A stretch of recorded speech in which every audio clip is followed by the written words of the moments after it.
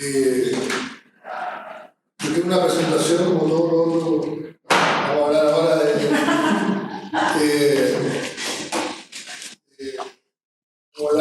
la mitad de la charla va a ser sobre la aplicación del título y de la primacía de la contemplación de la sabiduría antigua frente a la sociedad del conocimiento. Cosa grande, larga y grandilocuente, pero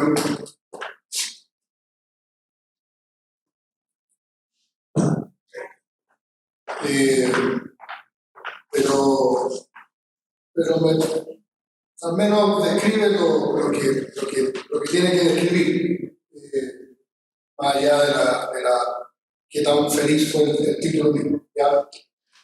Entonces, por lo tanto, supone una comparación entre el mundo antiguo, la sabiduría antigua, o ciertos ideales antiguos frente a la actual sociedad.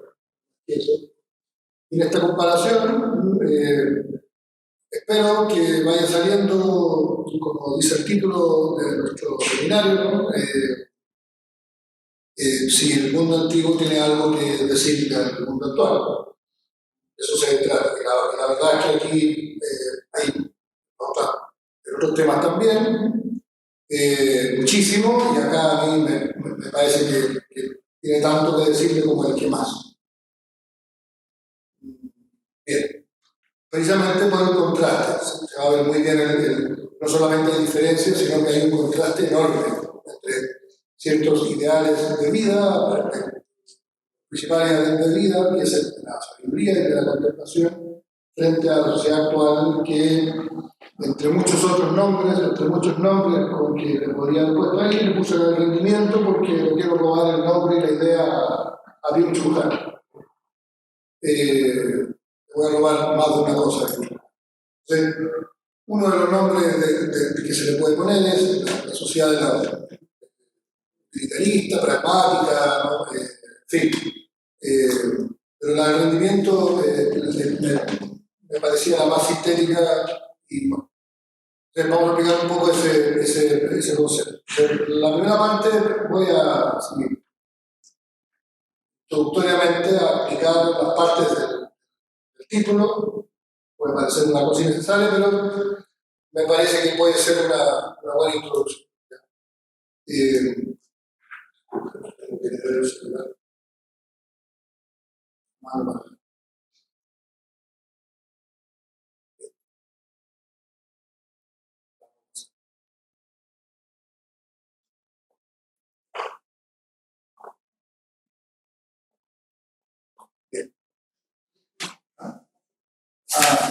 Bien. Perdí el computador. Ahí estaba lleno de citas aquí. Bien. Es sabiduría antigua y no es pensamiento antiguo, no es ideas antiguas, sino que es sabiduría. Vale decir, la vida siempre se tiene por el saber más alto. De tal modo que cuando vamos a comparar ciertas características de la sociedad actual, es en relación a lo que los antiguos pensaban que era lo más alto del entendimiento. La función, el objeto más importante, el más perfecto que la mente podía dedicarse, que era la sabiduría. ¿Ya? Entonces, en el fondo es, como quien dijera, no es sabiduría actual versus sabiduría antigua, donde sabiduría es lo óptimo en que los antiguos que lograron concebir los antiguos, lo óptimo. Y antigua es, y por eso no es meramente pensamiento, es sabiduría. No son algunas ideas antiguas frente a la sociedad actual, sino que vamos a intentar juzgar intelectual, moral y técnicamente a la cultura actual desde la sabiduría antigua. Bien. Y es antigua quiere decir clásica, y quiere decir que es sabiduría antigua o clásica que conservó su valor a través del tiempo. De tal modo que no es, como quien dijera, un modo de ver las cosas de los babilonios, sino que es un tipo de un tipo de ideal, ¿no?, que trascendió y que de hecho logró hacer una síntesis importante con el cristianismo. Se logró hacer un maridaje importante entre estos ideales con los cristianos. De tal modo que decir sabiduría antigua es decir una sabiduría generada en la antigüedad, pero que por muchas razones ha pervivido, por mucho que no sea la dominante. Está lleno de. Es decir, es un ideal que más allá de los nombres que uno use, ¿no?, que no se ha perdido en la medida en que participa de ello el cristianismo. Y además que cada cierto tiempo Occidente revive, se acuerda de los filósofos y trata de rescatar ciertos ideales antiguos y de vivificar, ¿no?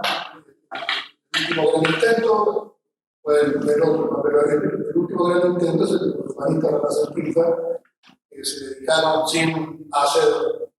sin perder la fe o sin rehusar de la fe, pero intentar buscar la sabiduría al modo de los antiguos. Se pusieron a leer a Platón, a traducirlo, en fin. Y trataron después de un modo que se puede discutir, pero muy interesante, hacer lo que más se podía hacer la síntesis mayormente posible entre Platón y el cristianismo. Bien. Bien, por sociedad actual no hay que explicar mucho, pero en la sociedad actual trabajólica, irracional, hiperracional, por otro lado, fenomenal, una sociedad con muchas cosas impresionantes, que se ha hecho cargo de problemas que nunca en la historia se habían hecho cargo, donde la vida es más larga, seguimos llenos de injusticia, pero hay ciertos bienestares, ciertas dimensiones de la vida humana que solían traer sufrimientos al ser humano y que ahora parecen amaciguados por los logros de la tecnología. De tal modo que es una sociedad que tiene una serie de cosas que uno de una perspectiva crítica, frente a la condición de la sociedad actual, occidental al menos, uno, de la manera que estamos, uno tiene claramente una percepción crítica. Y quizás uno pasa por alto las cosas buenas, ¿no?, que uno puede obviar, ¿no? Pero vamos a ver que hay un fundamento muy, perdonamos la expresión, muy mal hecho, que está muy mal constituido, algo muy profundamente en la cuestión actual y que por lo tanto todas estas cuestiones fenomenales o avances o cosas que realmente son dignas de encomio terminan dañando al ser humano. Ya. Bien, la palabra no clave, pero que da el puntapié inicial, ¿no?, es rendimiento. Se da rendimiento y la que se le va a contraponer, que está en el mismo título, es contemplación. Bien. Y la palabrita que sale ahí es la primacía.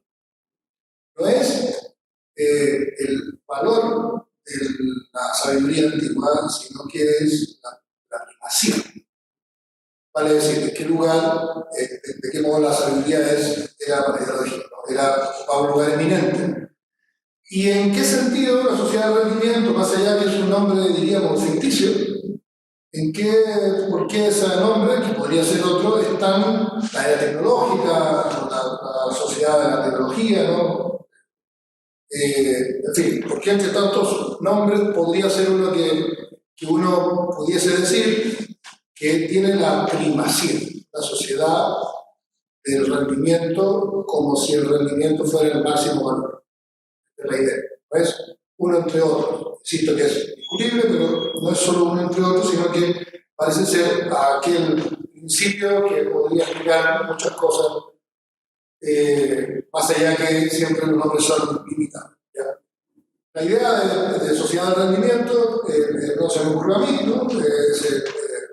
Es del amigo coreano-alemán Byung-Chul Han. Su libro del 2011, el más conocido. Aquí se conoció un poco después, pero es uno de los más editados y se llama La sociedad del cansancio. Byung-Chul Han escribe libros breves. Por eso se da el lujo de escribir uno al año. Creo que lleva muchos años escribiendo uno al año. Y este era corto, de hecho, después le pone como un apéndice. Este tiene 118 páginas con apéndice incluido, y este otro, que después, que es más nuevo, es como de los largos y tiene 17 páginas. Aunque es más largo, pero es la misma cantidad de páginas. Entonces son libros breves y intenta ir siempre al menos. Entonces, este se llama la sociedad del cansancio, pero que es la sociedad del rendimiento. Entonces, vamos a tratar de explicar un poco el concepto. Bien. Claro, la sociedad del cansancio es la consecuencia de la sociedad del rendimiento, es el punto. Algo que es más formal es decir que es la sociedad del rendimiento, porque gracias a eso se cansa la gente. Bien, y entonces dice aquí,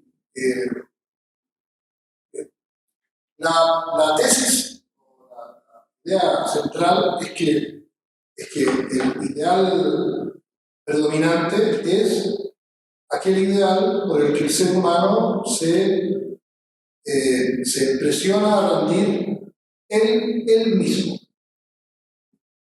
Es él mismo el que es decir, hay una tensión de la sociedad, pero las personas libremente se someten a la presión por el rendimiento, por el producir, y de lo cual, dice Byung-Chul Han, se desprende la depresión por agotamiento.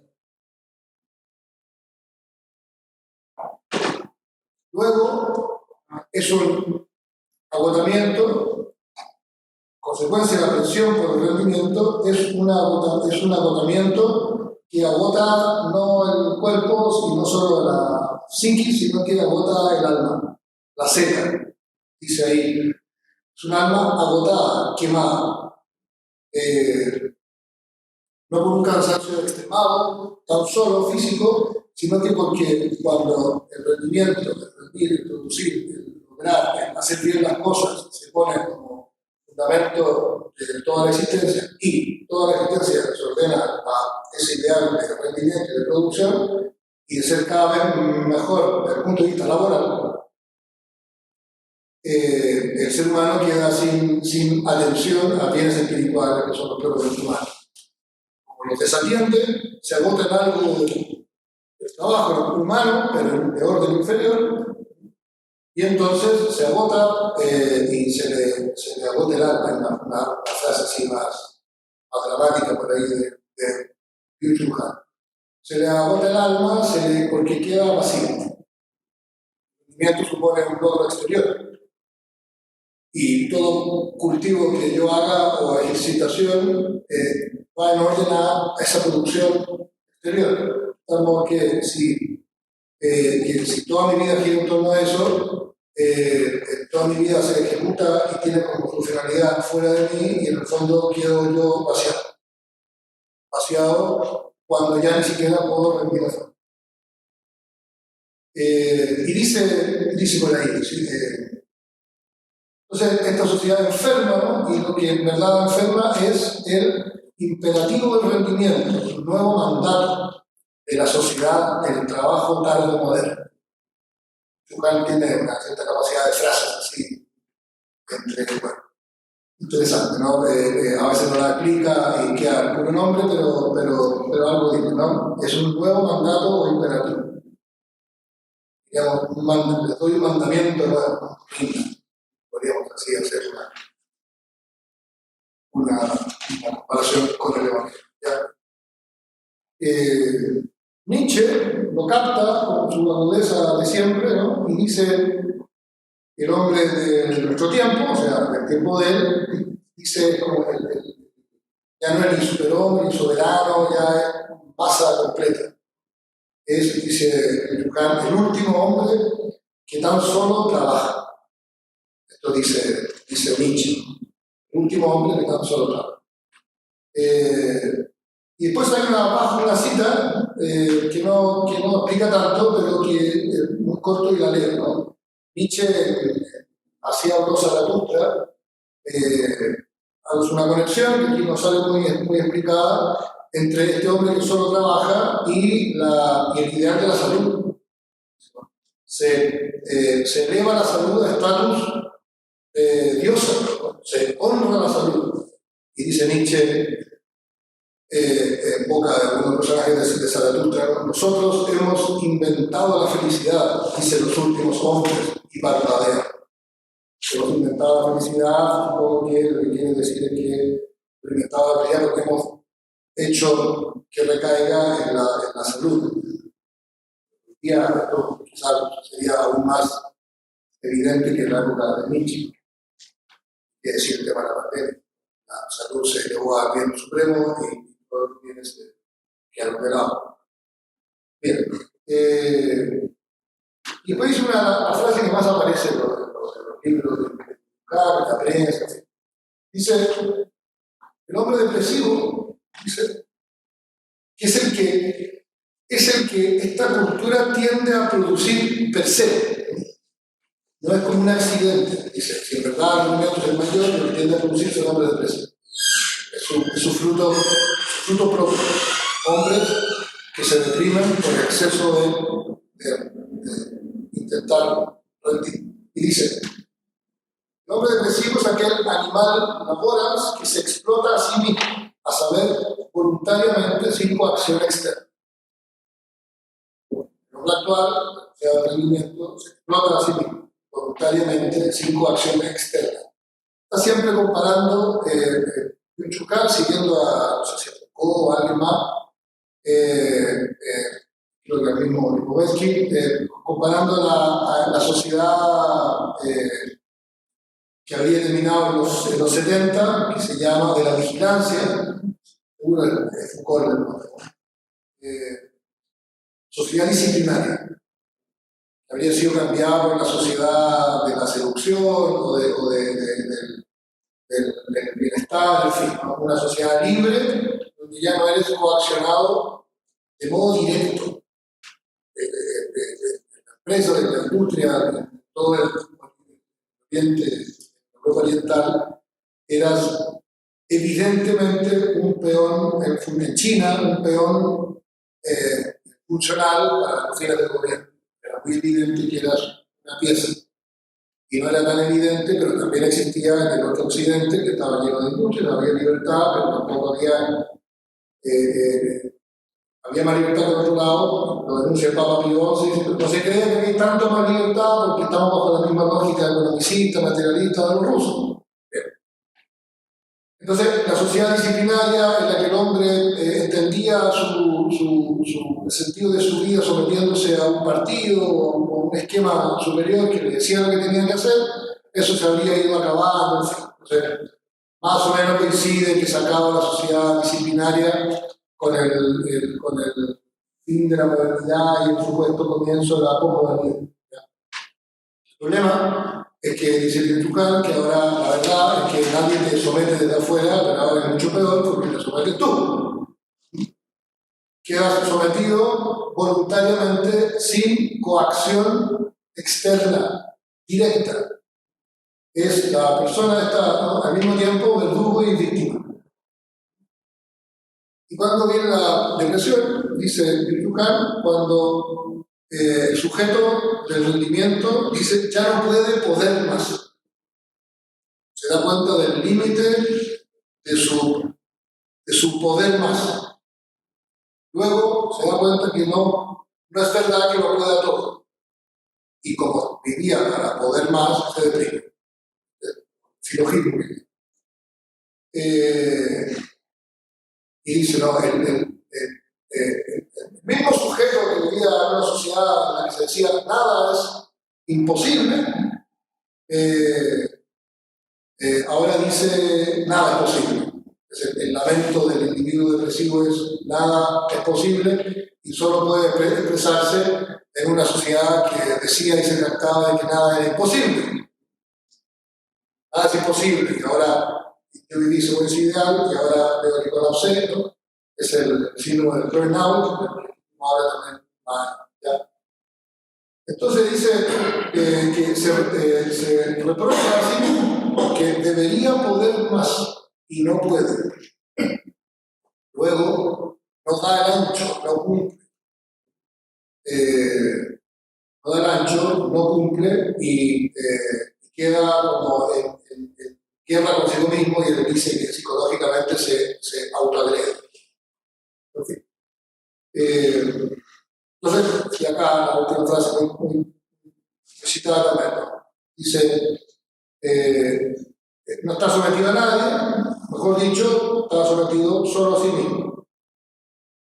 Pero esta libertad no conduce, como la supresión del dominio externo no conduce a la liberación, a la libertad, como uno podría pensar, sino que más bien hace que libertad y coacción coincidan. Es libre y ahora es libre de coaccionarse a sí mismo, es lo que quiere producir.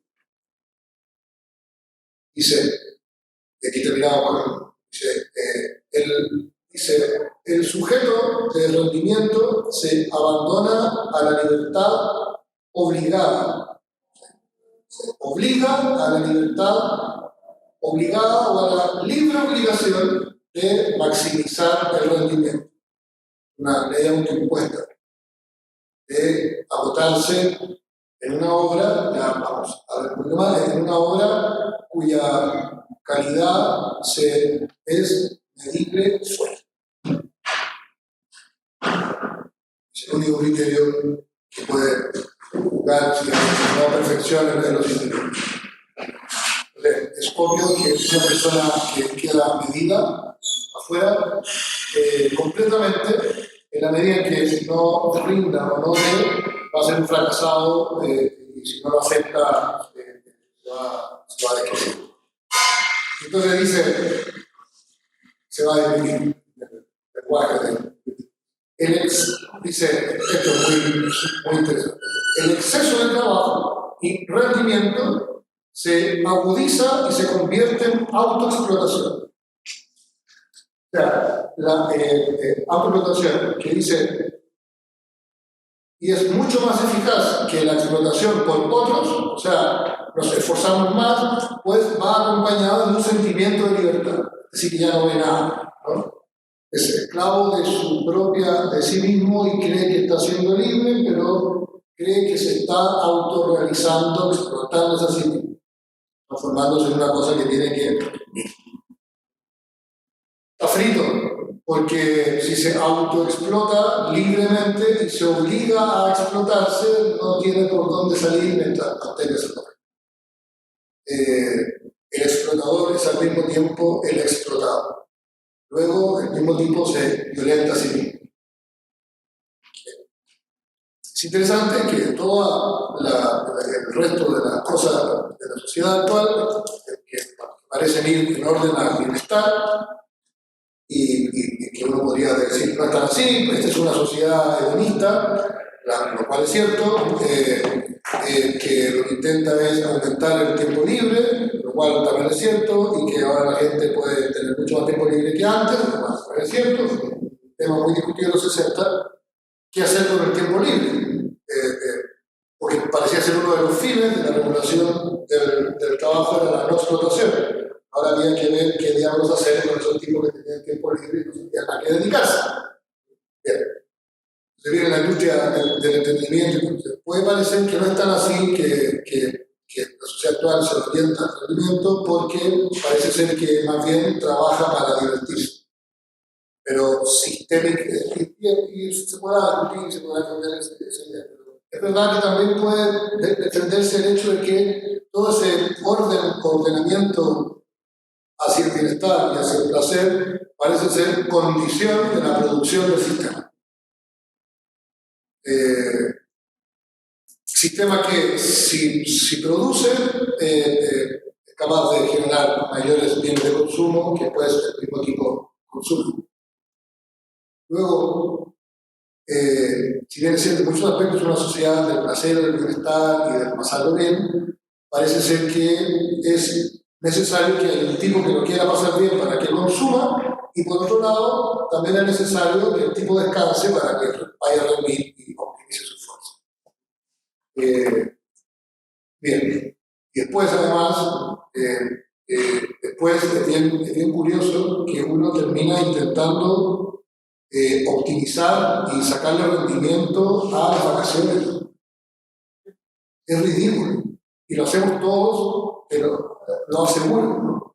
¿Cómo sacar el máximo placer, el mayor índice de pasarlo bien posible en las vacaciones? En vez de echarse, ¿no? Y no hacer nada durante 3 semanas, tiene que optimizar, tiene muchas aplicaciones. Y frente a esto, el ideal flojo, mediterráneo, antiguo, mediocre, de la contemplación y del descanso y de la intimidad y del ocio, que era lo que los antiguos veían como la máxima actividad, lo supremo, frente a todo lo que he intentado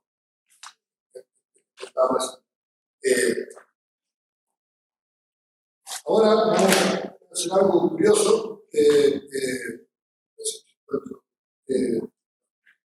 Una última cosa, ¿no? Este es otro libro de Byung-Chul Han del año 2020. Yo lo he leído entero, lo que he leído me parece un trabajo muy sólido. Se llama La desaparición de los rituales. Va en la misma línea, ¿no? Los rituales tienen que ver con la cultura, y los rituales tienen que ver con lo que se repite, con lo que no es desechable, con el hacer que el tiempo sea vivible. Dice, para que el tiempo sea como una casa, tiene que tener ritos. Un lugar la casa donde tú vuelves, y son lugares tuyos donde no importa dónde hayas estado, pero cuando vuelves a un hogar. Entonces dice, así como el hogar es al espacio, los ritos son al tiempo. O sea, que tú vivas sintiéndote acogido en un tiempo que repite rituales y en fin, ¿no? Y eso es una de las razones por las que gozamos de las tradiciones. Yo siempre me preguntaba por qué no podíamos comer huevos de Pascua cuando se nos diera, en la época del año, se nos diera la regalada gana. Que no comemos pan de Pascua en agosto. La verdad que es evidente que podemos comer pan de Pascua en agosto y también podríamos escuchar Violeta Parra en marzo, y la verdad que escuchamos Violeta Parra o cuecas, ¿no? En septiembre, y con un huevo de Pascua nos parece extraño, siendo que es un chocolate que podría volverse cualquier cosa, pero queremos algo continuo, en fin, y que nos haga sentir acogidos en el tiempo, y el tiempo dura más, en fin, ese es el asunto de pero lo último que dice, que puedo explicar de él, es que dice que en este rendimiento del consumo, lo último que se comercializa es una cosa que parecía incomerciable, ¿no? Que son los valores. Dice que los valores también se transforman en medios de consumo. Un valor moral se va a transformar en eso. Y entonces dice, esto lo leo porque además es gracioso, pero es muy gráfico. Dice,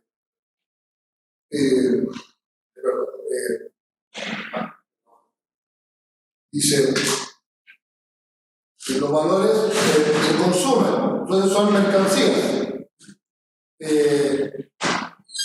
Tengo 4 líneas y valores como la justicia, la humanidad o la sostenibilidad son desguazados económicamente para aprovecharlos.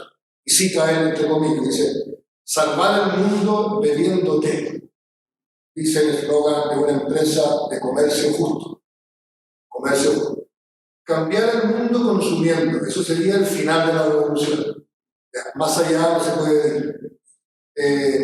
También dice él, ¿no? También los zapatos o la ropa deberían ser veganos. El neoliberalismo explota la moral de muchas maneras y los valores morales se consumen como signos de distinción. Son apuntados a la cuenta del ego. Y si yo cumplo con eso, me distingo, se apuntan a la cuenta del ego y eso aumenta mi autovaloración y me incrementa la autoestima narcisista. Luego, él dice en una entrevista, que cobra por las entrevistas, se puede ver en internet, el diario El País, la entrevista siempre, y otro diario, parece que cobra bien caro, y el tipo llega en bicicleta, se sienta en un café, y da una entrevista y cobra. Entonces las entrevistas son casi como una especie de artículo. Dice, lo último que faltaba, dice, era que las actitudes éticas más humanas, como ser, se llama cuando una persona es agradable con otra, buen trato, la afabilidad y la cordialidad, ahora también son monedas de cambio, también son intercambiables por plata, porque ahora dicen que valoran mejor, por el caso de Google, por un montón de cosas, en la medida en que seas agradable. Luego, parece que hay que ser agradable porque también de algún modo te trae un beneficio. Es parte del sistema ser agradable. Dice, la cosa es con likes y es con estrellitas, de tal modo que a mí me evalúan la simpatía. Y ahora yo puedo tener un vivo desprecio con la persona que llevo en el auto y ser simpático igual porque necesito la cosecita, la estrellita. Bien, segunda parte, hice un grupo de palabras, la mitad, dos grandes grupos de palabras, ¿no? Asociadas a, podría ser un ideal de vida antiguo, de orden contemplativo y místico, si ustedes quieren, ¿no? También son compatibles con la vida cristiana, pero he intentado no poner cuestiones cristianas que sean únicamente cristianas. ¿Ya? Y después, una serie, por desgracia, más larga de palabras asociadas a la sociedad actual, al rendimiento o a la era de la tecnología, en fin, ¿ya? Esto va a ser cansador, ¿no? O sea que dejaré algunas afuera, pero me parece que el contraste se va a explicar por sí solo. Está en desorden, no se puede hablar de esto. Voy a partir por las buenas, o por las antiguas, ustedes verán si son las buenas. Filosofía, filosofar, contemplación, ocio, quietud, sosiego, descanso, goce, serenidad, sabiduría, belleza, gratuidad, infinito, totalidad, misterio, trascendencia, asombro, teoría, admiración, elevación, lentitud, mística, inutilidad, profundidad, heroicidad, virtud.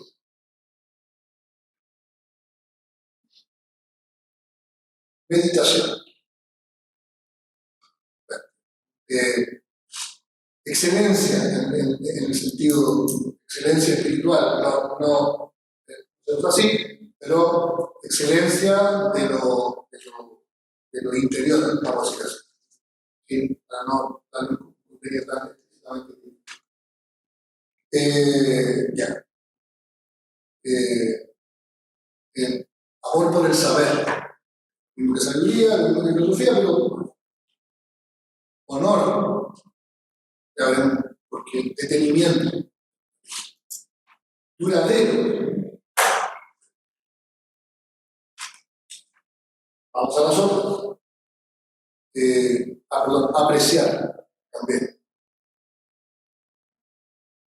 Ciencia, rendimiento, logro, éxito, experto o expertise, eficacia, eficiencia, producción, planificación, racionalización, funcional o funcionalidad, control, regulación, planificación prioritaria, mejoramiento, optimización, rapidez, proceso, procedimental, pragmatismo, medición, aplicación, utilidad, información, verificación, producción, productividad, bienestar, capacitación, resultados, industrialización,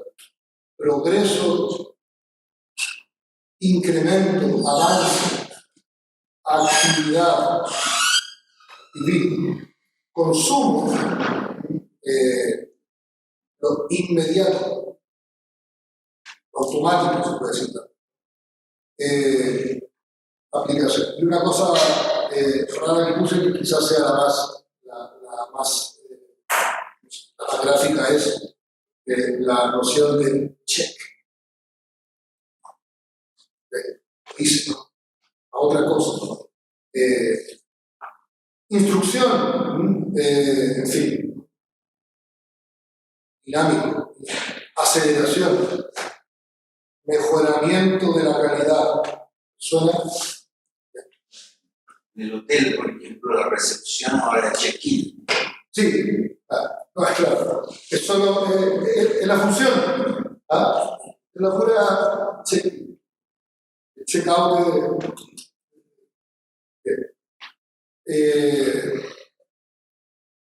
yo las iba poniendo, ¿no? Entonces sonreía cuando se me ocurría una de las de arriba y me deprimía cuando una de las de abajo, me iba enojando con la serie de imágenes que uno tiene, cuando escuchaba, no sé, medición, funcional, ¿no? En fin, ¿no? Utilidad, información, ¿no? También, check, en fin, eficiencia, éxito, logro, rendimiento, especialización.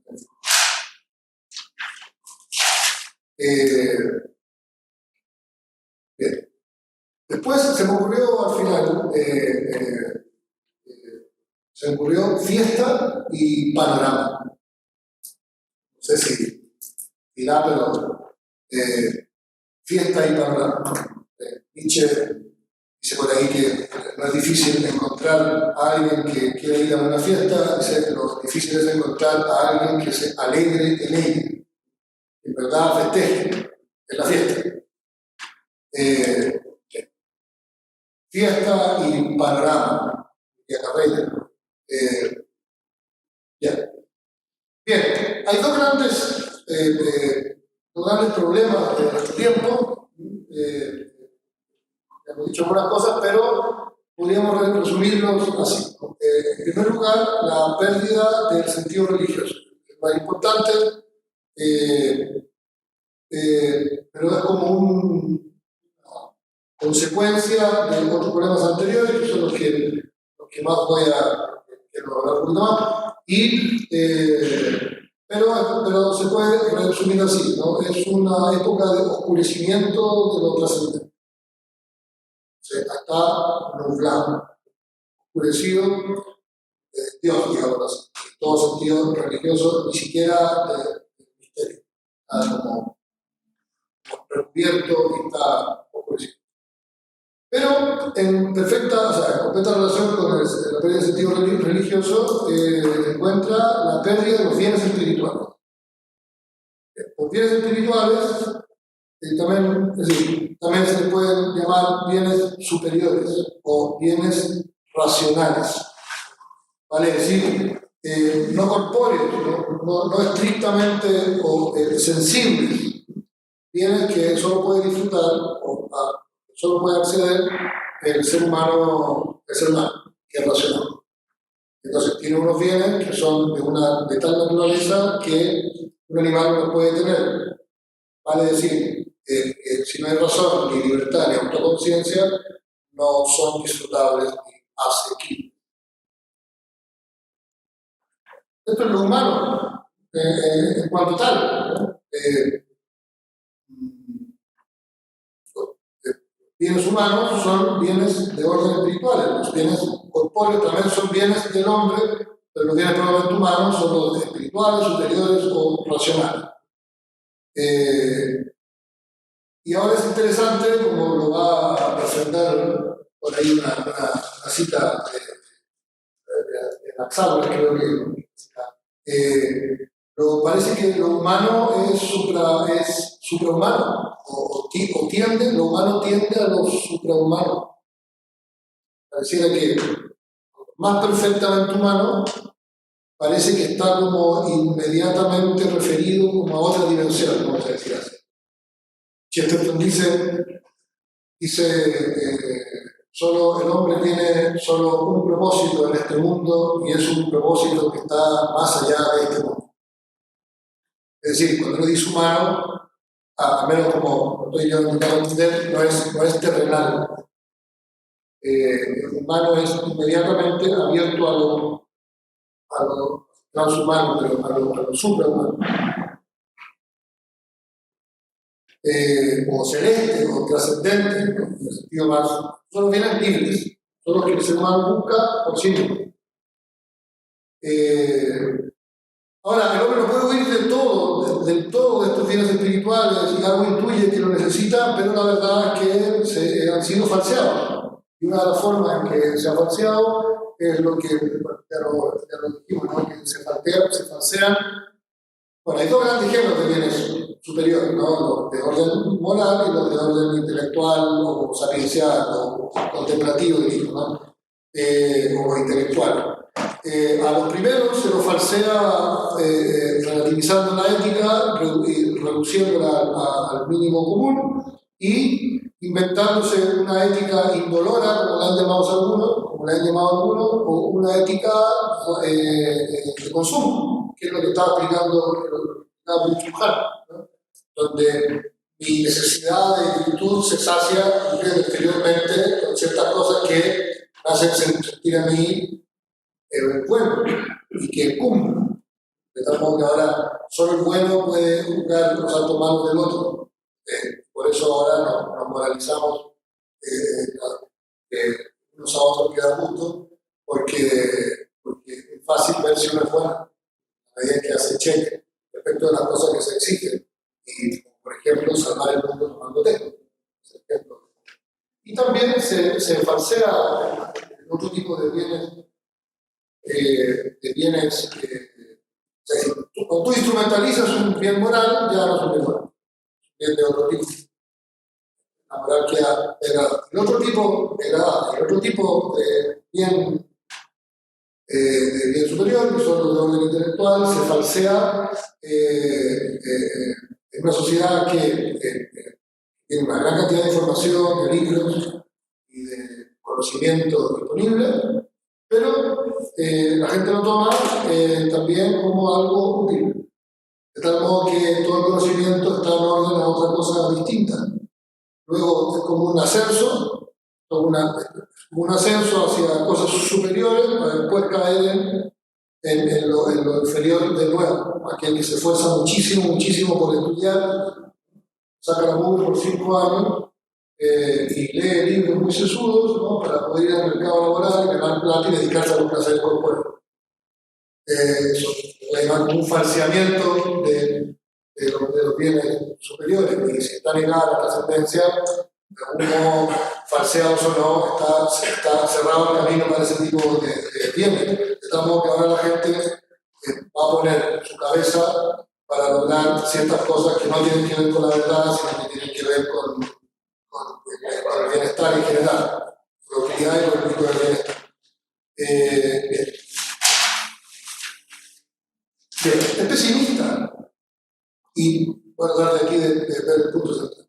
Es pesimista porque está cerrado a lo superior. En la misma medida en que se cierra lo superior, es pesimista. Bernardo Polo dice por ahí que en el comienzo de la modernidad hubo un recorte. La mente dijo, la humanidad dijo, todas estas cosas que tú quieres que yo conozca me parecen muy bien, la fe, la mística, la unión con Dios, en fin, la sabiduría, pero la razón no da para eso. Luego, como no da, ahora, yo sigo queriendo, ¿no? Sigo siendo cristiano, mi voluntad todavía quiere, llama y tiene un afecto por estas cosas que tú dices, pero no le pidas a mi razón que sea ella la que se eleve hacia esos fines. O sea, déjala para otra cosa. La fe, sentimiento, voluntad. Y la inteligencia quedó como, tuvo que orientarse hacia otra cosa y apareció la ciencia moderna. Un poco la vuelta que hace Leonardo.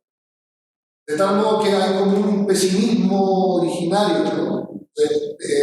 Vamos a decirlo así, verticalmente pesimista y horizontalmente es más optimista que nada.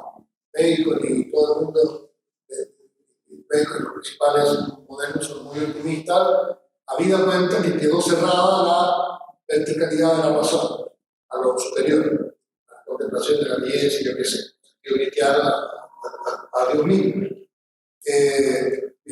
Bueno, y la idea de Polo es que después también se colapsó la voluntad. Cuando ya no había un bien por el que trabajar, bien distinto a mí. En esa cultura narcisa, lo que queda, dice él, son los afectos, los sentimientos. Y después dice él, los sentimientos que no pueden regir ninguna vida. Podríamos decir, Hitler todavía piensa que, o sea, Hitler es voluntarista, digamos así, en este esquema. Y nosotros, la cultura actual sería afectiva o de emotiva. Muchos han llamado a la sociedad el emotivismo. Entonces, en un sentido, Hitler tendría un estilo de vida más alto, en un sentido, ¿no? que el hombre promedio actual, que vive como en orden a sentimientos fugaces. Pero Hitler tenía un ideal súper discutible, pero me pareció un buen punto. Entonces, y después del sentimiento no hay nada. No hay nada. Hay un fluir. Sociedad líquida, se va a saber que no tiene forma, que puede avanzar hacia cualquier lado, que no tiene consistencia, que uno no puede agarrar, porque quiere decir vamos más o menos, ¿no? La idea de sociedad líquida, de cuál es la humanidad líquida y el libro con el título líquido, que apuntó con una idea y hasta el fin de sus días vivió del libro líquido. Después de eso hay un fluir, nada más. Ir de un estímulo en otro. Pues claro, ir de un estímulo en otro es profundamente pesimista. No se dedica a ir de un estímulo en otro cuando no le queda otro bien superior que crea accesible. Entonces, ¿cómo elevarse en este mundo? ¿Cómo saciar esa inclinación natural a perfeccionarse? No somos animales, ni plantas, ni la naturaleza, y lo cual quiere decir que la naturaleza no nos perfecciona por sí mismo, no llegamos a ser virtuosos, perfectos, solo por el influjo de la naturaleza. Tenemos que ocupar nuestra vida por hacer algo. Si no queremos ser una planta, tenemos una inclinación natural a lo mejor, a lo óptimo, a la perfección, a ser más, ir por más, dice una obligación. Bien, pero no hay ascenso por el bien, no hay ascenso por la inteligencia, tampoco ya ni se captan los bienes a los que por la inteligencia se podía acceder, a los ideales que se podía acceder por voluntad. Lo superior del hombre está clausurado. Luego le queda para saciar, para darle, de algún modo se plasme ese deseo de superación y de perfección. Lo que al hombre le queda es rendir. Y entonces el hombre se eleva rindiendo. No le queda otro parámetro. Igual es una medición externa. Entonces, el hombre del rendimiento tiene en su ser el deseo, todos, ¿no?, de una cierta excelencia, cosa que solo puede lograr en el plano de lo que los antiguos llamaban de lo transitivo, de aquellas obras que tú haces pero quedan fuera y se olvidan las otras obras que tú haces y quedan dentro. Por ejemplo, entender y los actos libres, ser justo, valiente, generoso, estudioso, son cosas que te agrandan y te fortalecen cuando tú las cultivas. El premio del generoso, el que da es hacerse generoso, y el justo es hacerse justo constantemente. Entonces, no que no van a hacer, pero yo creo que es para partir para preguntas, si no me parece. Entonces, para cerrar de un modo muy negro y después tratar de pensar algo sobre la sabiduría antigua, que era el punto, el hombre actual lo que hace es hacer, es su vocación, lograr. Y ser medido por resultados, lo que el mismo Pablo llama la primacía del resultado.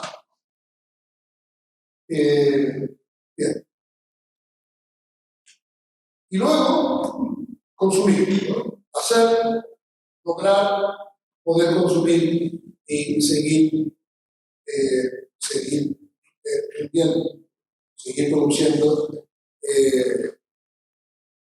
sin mucho agrado, haciendo, trabajando sin mucho agrado y consumiendo sin alegría.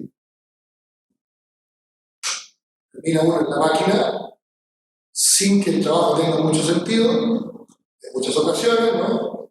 Abajo donde está todo pensado para que tú seas solo una pieza, antes era igual, pero ahora es como más oculto, ¿no? Esa extrema funcionalización, y ni tan oculto tampoco. Y al final el consumo tampoco tiene mucho sentido porque es siempre sucesivo y no es sucesivo y se agota.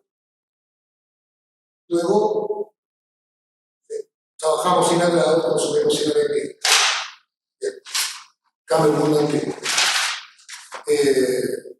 que llamaba a la contemplación, y te llamaba al disfrute, y te llamaba al gozo, pero de los bienes del espíritu, de la parte más alta del alma.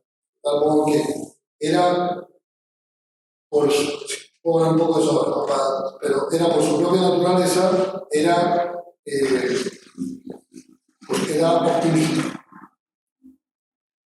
Optimista es, ¿no? Si tú quieres, pretenciosa. Pensaba que una vida semidivina era posible.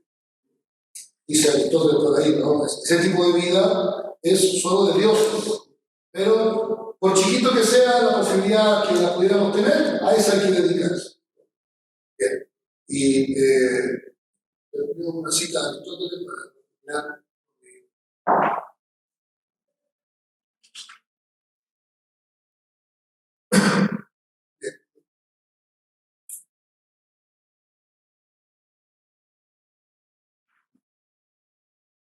Bien. Hay que vivir, como parafraseando del todo, ¿no? Hay que vivir según ese algo divino o de lo de más divino que hay en nosotros. Y que es la actividad más perfecta de la facultad más perfecta, es lo noble de lo noble, lo más noble de lo más noble, que es, dice él, ¿no?, la inteligencia, ¿no? Y dentro de las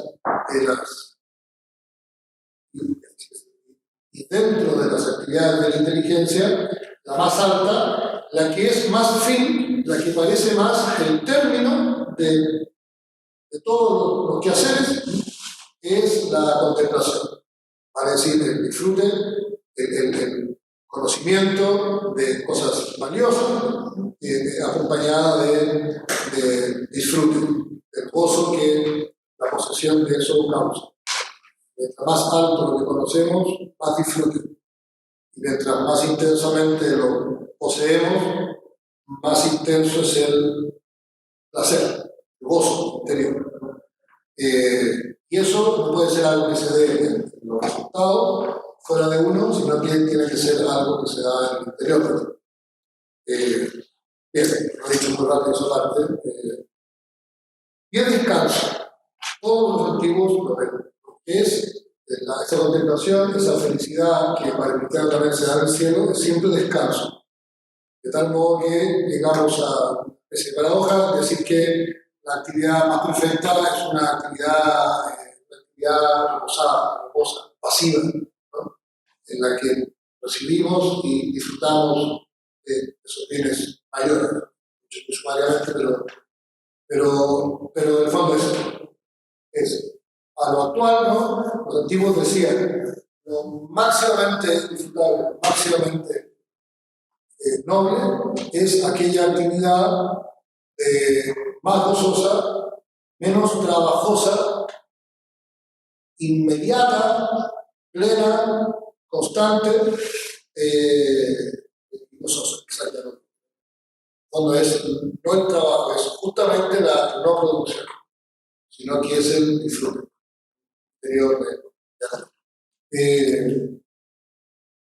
claro, es una pregunta que podemos hacer. Bien. Además que usted presidente fue la solución clásica de la vida. O sea, ¿por qué cambió ese pensamiento tanto al interior a través de existe como alguna como vaca floja del pensamiento clásico, por así decirlo, que se permitió que resurgiera esta visión más del producto, más del trabajo, con una mala práctica, una intensidad, o Para la grabación podría resumir una. Que me dice que no exacto. ¿Qué pasaría? O sea, ¿cuál sería la razón de que Occidente olvidó o execró o despreció este tipo de ideales clásicos y llegó a tener los ideales actuales que puedo explicar? Ahora, el ideal clásico no, es decir, después del cristianismo ya no es posible considerar el ideal clásico por sí solo. Es decir, tú lo puedes estudiar, pero después del cristianismo, de la revelación, o del Dios cristiano, de la venida de Dios al mundo, de la encarnación, o desde un punto de vista meramente cultural, de la aparición del cristianismo, es difícil, o sea, es imposible considerar la sabiduría antigua sin conectar o sin considerar el dato de fe con lo que los cristianos creen. Porque los cristianos pretendieron hacerse cargo, de cierto modo, y superar. El cristianismo se presenta como una superación de esa superación, pero ¿cómo se dice? Superación como una plenitud. ¿Verdad que estamos diciendo lo mismo que algunos filósofos decían, pero lo estamos diciendo según lo que Dios ha revelado? Tratamos esa pregunta. Ahora, sí puedes tú considerar los mismos valores, en fin, pero sí, en términos generales, habría que ver, habría que meter a la fe cristiana y sus propios ideales en la pregunta: ¿cómo es que perdió un estilo de vida, un ideal de vida cristiano en el que se integraban muchos valores de la antigüedad? Como, habiendo coincidido la más noble antigüedad con lo más importante del cristianismo, la verdad que es muy importante, cómo se llegó con la misma cultura que el cristianismo hizo, no solo, de hecho, Occidente, en la influencia entre la clásica la religión cristiana y el elemento germano. Cuando la gente llega allá a América, es el pueblo indígena, acá. O sea, hay otro elemento, pero lo occidental, que lo preguntó bien, lo occidental no es el cristianismo, ni tampoco es lo clásico, es esa cierta síntesis. Entonces, ¿cómo se perdió? En fondo, la respuesta es la historia de la cultura completa. Digo, la respuesta a su pregunta es muy interesante porque obligaría a una síntesis, a ver el curso de ciertos valores, en qué momento se deslindan del tronco y van por un cauce distinto, como por ejemplo la razón. ¿En qué momento y por qué razones la razón se deprimió en un sentido y se hizo extensiva en vez de vertical? Habría que ir al Renacimiento, a la teoría moderna, las causas, en fin. También uno podría decir cómo se volvió loca la mística. La mística cristiana, en qué sentido se transformó en otra cosa y terminó el éxtasis cristiano, terminó en una cosa muy sentimental, en una religión, tipo de cristianismo, en fin. Habría que ver cómo una serie de cosas se volvieron locas, se dispersaron. Ahora, para decir algo, pienso que es para copiar a Apolo, es el recorte de la razón. Es la idea de que la razón no es que no sea tan poderosa, no tiene una vocación tan alta. Y el respecto del cristianismo, que la razón no tenga una vocación tan alta, el orden cristiano quiere decir que la razón no puede ser iluminada por la revelación. Entonces, a la pregunta, el recorte de la inteligencia, un aminoramiento, una especie de humillación de tu mente para ir a lo noble y como a obligarte a pensar en cosas buenas, no de sí misma, en fin, pero con el techo cerrado. Y eso, el curso de ese proceso sería la respuesta a su pregunta.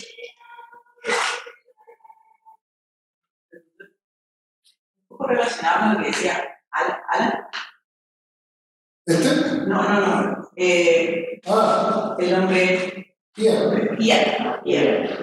Muy bien. Perdón. Se venía a la mente la pregunta por la ética del trabajo en la antigüedad. De todo lo que tú dijiste, veías por grandes temas. El trabajo, cómo vivimos el trabajo, cómo vivimos el ocio. Y según lo que yo entiendo, tiendo a pensar que la ética del trabajo como algo positivo, como el trabajo dignifica, que conversamos un poco la semana pasada, es un elemento bien cristiano. No sé cómo lo vivían los antiguos, y entonces esa era una primera pregunta, de la ética del trabajo en la antigüedad. Tiendo a pensar que Grecia es un poco distinto a Roma. En Roma también hay un tema del campesino que es más idealizado, que no sé si es así en Grecia. Y mi otra pregunta también era por el sentido del ocio, ¿no? O tal vez un comentario más que una pregunta. Cuando hablabas del descanso bien vivido, del descanso que te renueva, volví a la experiencia bíblica de Dios cuando ve la creación y se renueva en esa alegría que dice todo es bueno, y todo era bueno, y como ese regocijo que Dios siente y que también invita a vivir. Y pensaba en contraste entre eso y el domingo que descanso hoy día, ¿no? Que es desconectarte completamente del Netflix y pasar el scrolling en las redes sociales, ¿no? Y lo terrible que es eso porque no te renueva para nada. Y justo leí hace poquito un artículo del Padre Hurtado que hablaba de la necesidad de darle a los jóvenes un buen descanso, ¿no? Y decía que hay que imprimir cancioneros para que canten, sacarlos a la naturaleza, llevarlos de paseo, y que ese mover músculos, que ese contacto con la naturaleza, que ese contacto con los propios sentidos, que ese sentido de comunidad, cómo los volvía a conectar con ellos mismos, ¿no? Y realmente volvían a la semana renovados, claro, lo que era realmente la renovación. Entonces, como, bueno, quizás ahí la respuesta es muy simple, ¿no? Volver a esas cosas que siempre nos han acompañado, que los antiguos hacían muy bien. ¿Cómo descansaban los antiguos también? Los días del tiempo y en el culto, Eso te iba a decir también, eso lo dice Piper, ¿no? en la fiesta, sí. Que tú en el ocio es la base de la cultura, él habla de que para tener realmente un buen ocio, eso no puede estar desligado de la adoración. La adoración es como lo que tiene el nombre, la brújula, para que todo lo demás pueda, bueno, en nuestra sociedad sin adoración, todo el resto del edificio se cae. Escucha, bueno, es un poco la idea, lo que pretende el Kant decir con la desaparición de los rituales. Él de hecho pone algunos ejemplos. Aquí te dice que es un cristiano cubierto, en fin, bueno, pero pone algunos ejemplos de la misa incluso. Muy curioso. Pero el tema del, ¿no? el rito, que es lo que hace que el tiempo sea durable, que valga la pena, en fin. Y dice lo que dices tú. Claro, y la fiesta, ¿cómo se descansa? Perdiendo el tiempo. Vale decir, haciendo exactamente lo contrario a intentar rendir, que es justo al revés, porque el rendimiento supone un logro externo y además el trabajo supone un cansancio. Es muy normal que las personas quieran ser eficaces, lograr lo que quieren hacer y al mismo tiempo ser eficientes, vale decir, hacerlo con el menor gasto posible. Uno lo puede rever, es eficiencia y en verdad puede discutir ahí qué es eficaz y qué es eficiente. Ser eficiente, lograr, y eficaz quiere lograr, y quiere ser eficiente, lograr con el menor gasto de energía. Eso es lo propio del trabajo. Y entonces, rehuyendo de la necesidad de producir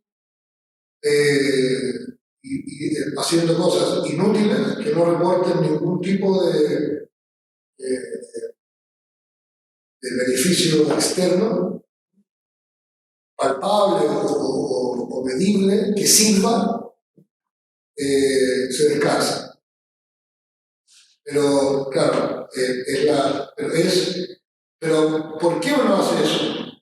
Porque, es decir, ¿vamos al ocio para trabajar o trabajamos para el ocio? Entonces les dicen, parece que trabajamos para el ocio, para tener ocio. Para el que medio se cuela ahí una cosa que es interesante de conversar, ¿no? Es el trabajo o negocio, el ocio, tiempo libre de trabajo, pero para el cultivo de bienes superiores. Y también hay un tiempo libre del trabajo que es el descanso, que es para el trabajo. O sea, habría que hacer la distinción entre ocio fecundo y tiempo libre. Es verdad que ocio es tiempo libre, pero sería un tiempo libre que no tendría finalidad. Luego, el tiempo libre habría que llenarlo.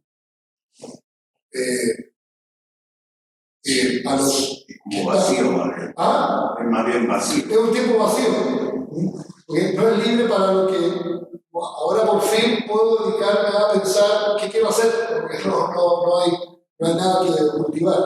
Está bueno eso, con el tiempo vacío. Los tipos que estaban en campo de concentración no llenaban su tiempo, no llegaban a tener tiempo libre, ¿no? Llegaban a su cama y se quedaban bien. Obviamente no había ocio y no estaban completamente absorbidos. ¿Ya? Ahora seríamos como un judío en un campo de concentración, pero con mayor bienestar, pero igual orientado como al rendimiento, ¿no? Cuando llevamos mejor vestido, ¿no? Comemos mejor y yo qué sé, ¿no? No sé, exagerar la metáfora de ya no habrían soldados nazis, ¿no? Sino que somos nosotros mismos los que nos vigilaríamos para ver si producimos, ¿no? Y nuestra conciencia diría, no existe lo suficiente hoy, en fin. Pero bueno, para volver, entonces, lo que hace falta es aquel tiempo que es de cultivo interior, que es fondo para las cosas que son valiosas. El descanso a veces puede decir de dos maneras, ¿no? Puede ser un descanso del espíritu, y eso quizás sería lo mismo que ocio. Uno descansaría tocando guitarra, descansaría leyendo un libro, descansaría incluso construyendo algo. No solo relajo. Y tanto puedes decir descanso en el sentido de descanso, que es para reponer fuerza para trabajar. Entonces, hechas esas distinciones, el descanso el descanso, el ocio es siempre despilfarro. Despilfarro. No despilfarro, es una imagen, es un gasto innecesario, ¿no? Derroche. Derroche, esa es la palabra. La fiesta se derrocha. La fiesta marrete, curioso. La fiesta pobre es una fiesta pobre. La fiesta marrete no es lo mismo que una fiesta pobre.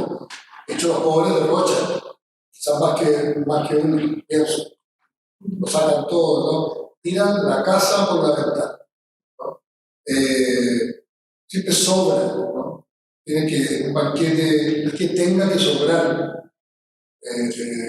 sino que es lo propio, la sobreabundancia, ¿no? La vendimia es así, cómo celebran la cosecha, se tiran tomates hasta que se aburren, ¿no? Los españoles ahí, ¿no?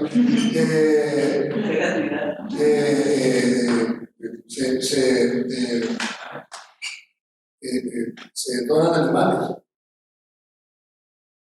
Pobres compraban pichones en el templo de Jerusalén, no tenían plata. Ahora, esa plata habría servido para, no sé, juntar para hojotas nuevas, ¿cómo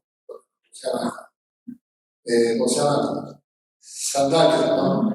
Y el otro hace un derroche más grande y compraba un cabrito, ¿no? Y Dios pide un derroche peor. Dios pide a Abraham, le pide al hijo. Bien, entonces, es lo mejor, ¿no? Y al día siguiente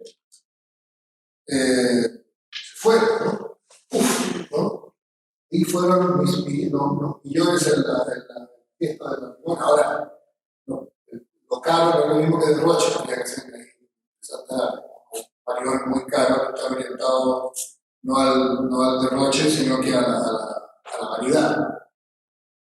Intentamos ver un derroche tonto. No sé, pero bueno, y entonces celebrando, diría uno, para decir algo así. Y lo otro, tú has dicho del trabajo tal cual, la dignidad del trabajo la inventó el cristianismo. Y es verdad que los romanos valoraban las virtudes que tenían que ver con el trabajo, incluso el siglo. Hay como una valoración del trabajo y el máximo héroe romano, uno del máximo era el amigo Cincinato, que había sido un exitosísimo soldado y general, y un buen día jubiló y se fue a su casa a darle el suelo, ¿no? Pues un día están empatados con los enemigos, el siglo IV, por ahí, y que estaban ganando, y que no solo nos puede salvar Cincinato. Cincinato no había sido solo general, sino que había sido de cónsul, y se retira, ¿no? Jubila y se va a su casa y se va a trabajar la tierra. Entonces un día lo van a buscar porque tienen la embarrada y le dan el consulado y le dan todo el poder, y más de lo que había tenido antes, organiza, qué sé yo, gana las batallas y renuncia. Renuncia y se devuelve a la nada. Lo ven haciendo lo mismo que había hecho él cuando van a buscar, ¿no? Anda a la nada. Esa es la imagen. Ahora,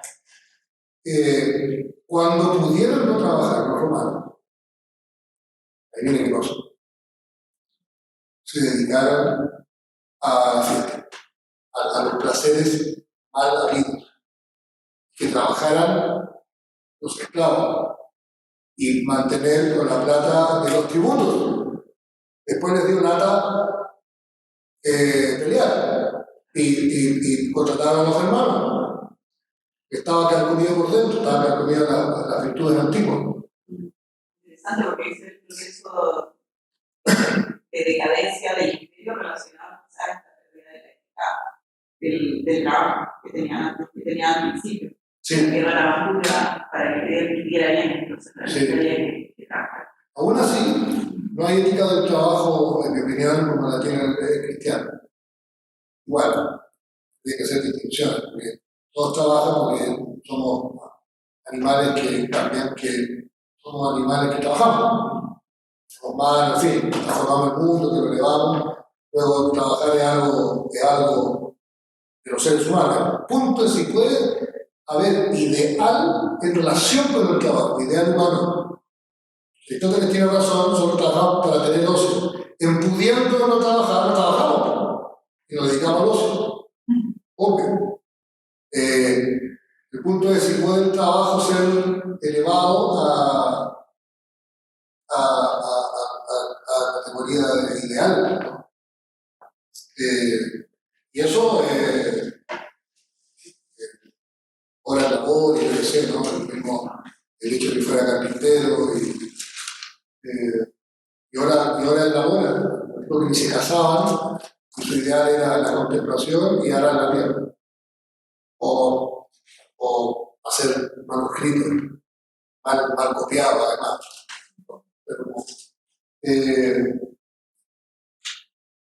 Es la hora, pero dos líneas de Piper, que era la frase que la cita que yo estaba buscando. Dice Piper, dice, contemplación es un conocer no pensante, sino mirante, pensante procesual, en un camino, ¿no? Pensar es difícil, es trabajoso, pero mirar no, lo abres y que te llega. Estás mirando, pero es un mirar sentido. Es acción, pero mirar es el conocimiento de aquello que está presente.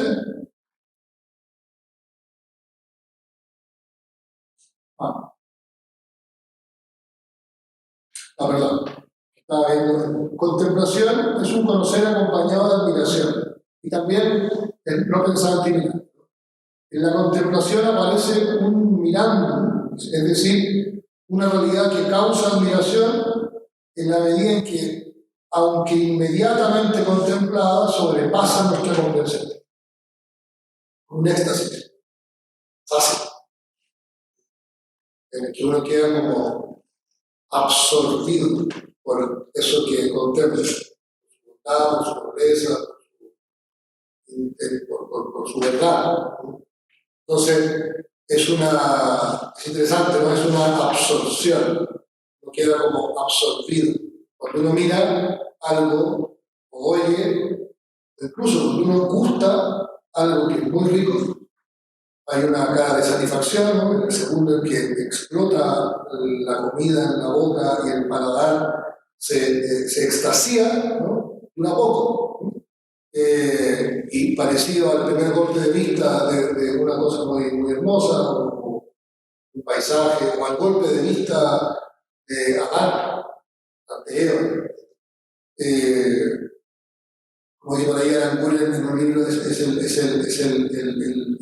beso que le da Romeo a Julieta, el primer beso. Quisiera él que durara para siempre, dice Aranguren. No dura. Pero es un éxtasis en el que hay un cierto ruido de sí y uno queda como absorbido, ya sea por el paisaje, por Julieta, o por la punta de ganso, o yo qué sé, ¿no? Ustedes quedan por ahí. Y entonces, pero la absorción de un paisaje o de la novena sinfonía que puede producir en ti es mayor que la del mejor sushi. Y mientras más alta la intensidad. Mientras más perfecto eso que miras y te extasías y te alegra, mientras más perfecto, más absorbido y más como atado queda, en el mejor sentido. Y lo máximamente verdadero, bello, aquello que tuviera más que ser visto, más admirable, más noble, más perfecto, sería algo que sería lo más absorbente. De tal modo que la contemplación, a diferencia de un aburridísimo consumir y volver a estar lo mismo, aburridísimo, a la larga, muy aburrido, sin conexión, en fin, frente a eso, una contemplación que absorbe y que permite como ciertos éxtasis en el que hay una plenitud más durable, una plenitud que ojalá fuera durable, ¿no? Y ese algo, Platón lo llamaba la idea, ¿no? La idea del sol, de la luz, de toda la luz del cristianismo le dice Dios.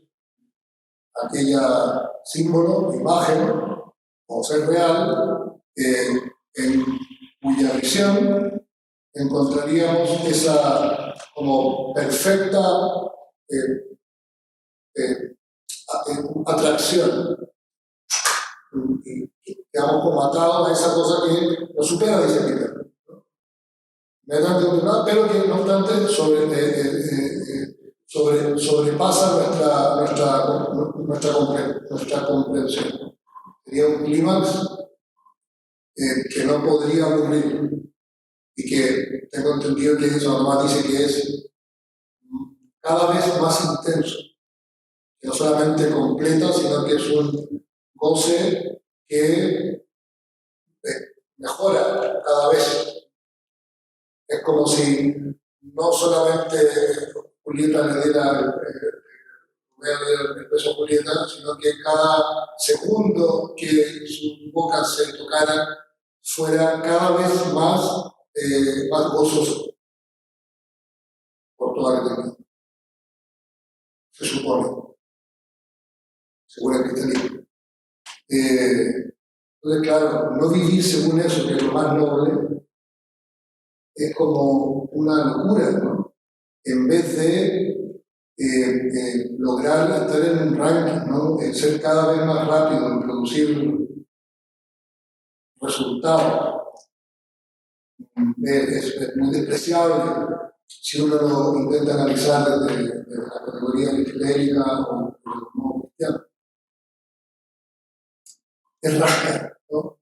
Vida con resultados, igual vida rasca, perdonándose de la expresión.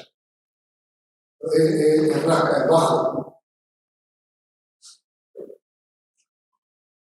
Bien, estamos un poco en la hora. Agradecemos a Pablo